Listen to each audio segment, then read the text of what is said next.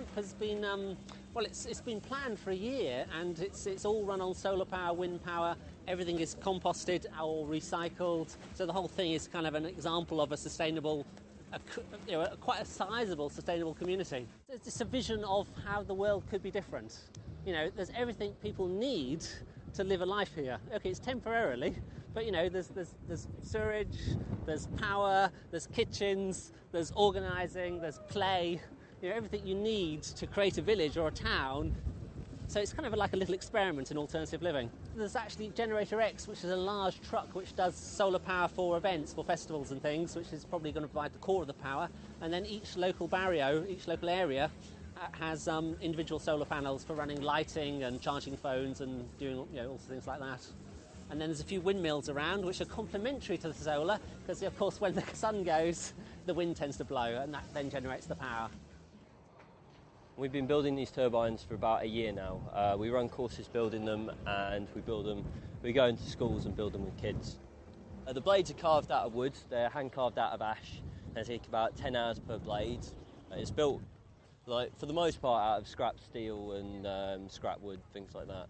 Generally, it will generate about 2.5 kilowatt hours a day, which is basically that's enough to keep a kettle on for an hour or two continuously.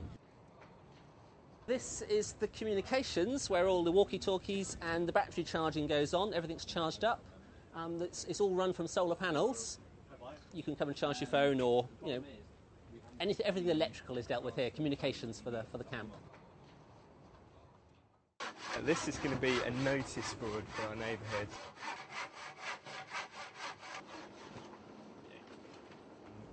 I'm an anarchist, and I believe totally that we don't need leaders or governments or police forces telling us what to do. We can make those decisions ourselves. What we're doing is building composting toilets, and all the waste from the toilets is going to a local farm where it's going to go back into the land, opposed to how it's conventionally done with chemical treatment. It's all dry composting toilet, goes into a wheelie bin which is full of sawdust, and the construction of it, as you can see, is all recycled timber from skips and things around the area, doors and whatnot. And we've got 5 of these toilets going in, and then we've got also 5 urinals for females, and then 5 urinals for males.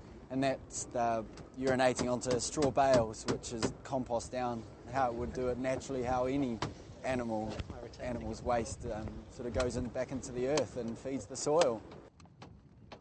It's called a rocket stove, and basically it's a really, really efficient way of burning wood.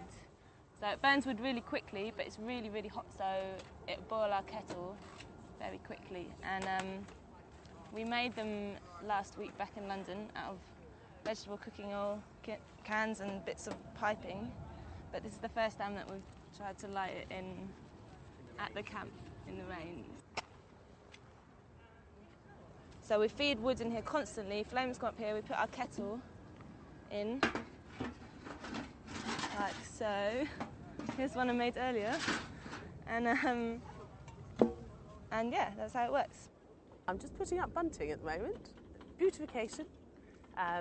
We're just sorting everything out. We're a little bit behind because we couldn't get everything on site, but we want it to be very welcoming, so more the merrier.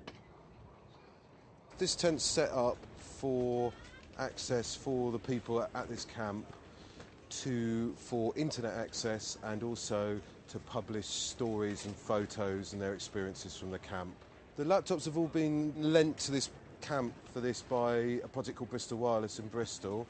They're all recycled laptops that are used because they're low energy, they're quite old, and they're recycled.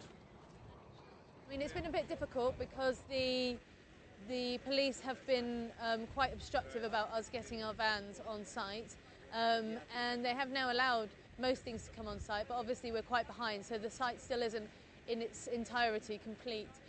I mean, for me, it's about talking about how we can move this forward, that the camp is a beginning and not an end. And I think I really want to sit down with people and say, what in your community will get change, holistic change, not just personal change, on these issues that have to be confronted.